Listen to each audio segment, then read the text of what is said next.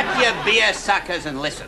Bob Geldof and Midge Ure alerted people to the starving millions, right? Now, the PM is worried that somebody's going to click that the starvation is actually caused by the rich countries screwing everything they can get out of the third world. So, we are going to smear Sir Bob. Oh, sounds saucy. What are we going to smear him with? Listen, Largo Brains, we're going to get this do-gooder. Now, this is what I want you to do. We're getting reports that Bob Geldof... No. Midge Ure. What? We're getting reports that Midge Ure. Look here. What are you talking about, Eddie? They couldn't get Bob Geldof for the show. We had to settle for Midge Ure. Midge Ure? Yeah. Let me just get this straight. We have booked a man for my show called Midge Ure. Well, that is all we can get for a bottle of woodpecker and a snog with a stage doorman. Look here, I'm a semi-professional actor. Oh, for God's sake, get on with it, you old ham. Doing this with us means you'll probably get a panto next year. Get on with it.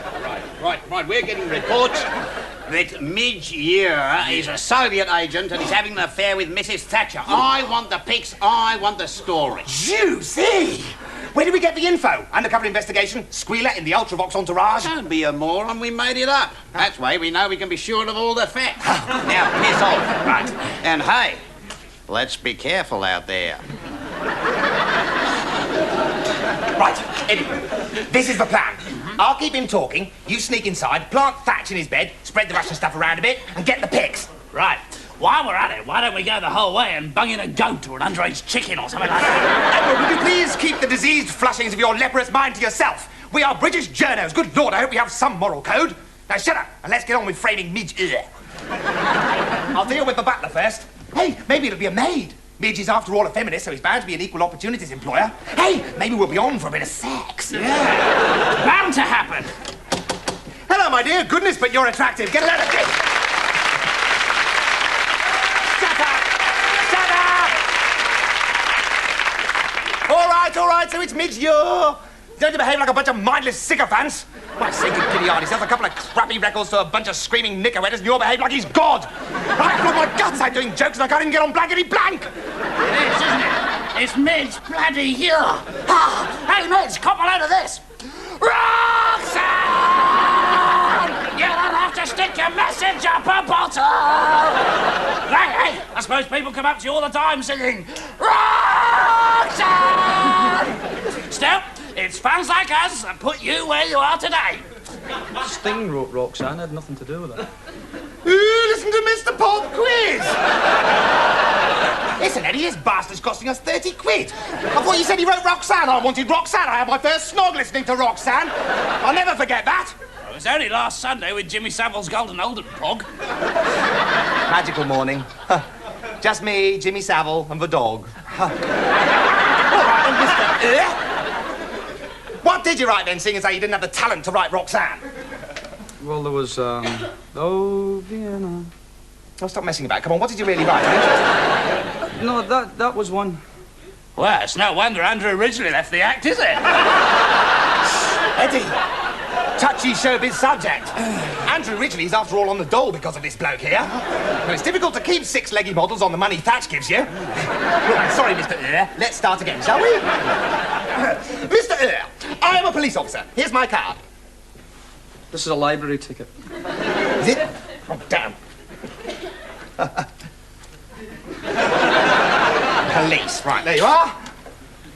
Oh, yes, officer. What can I do for you? Well, Mr. Ure, I have reason to believe that you've been holding all-night sex parties in that bus shelter down the road.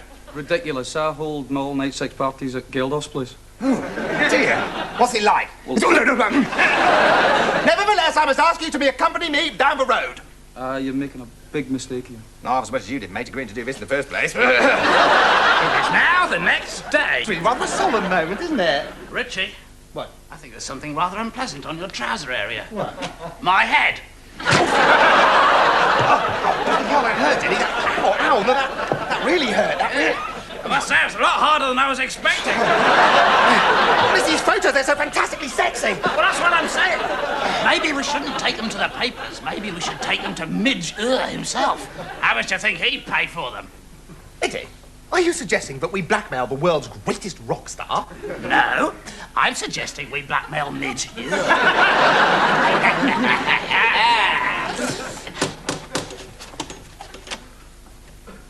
again, officer. Aha! We're not police officers, Midge, you poor dupe. We're journos! God, the scum. That's right, from the Daily Bastard! That's us! Our cards!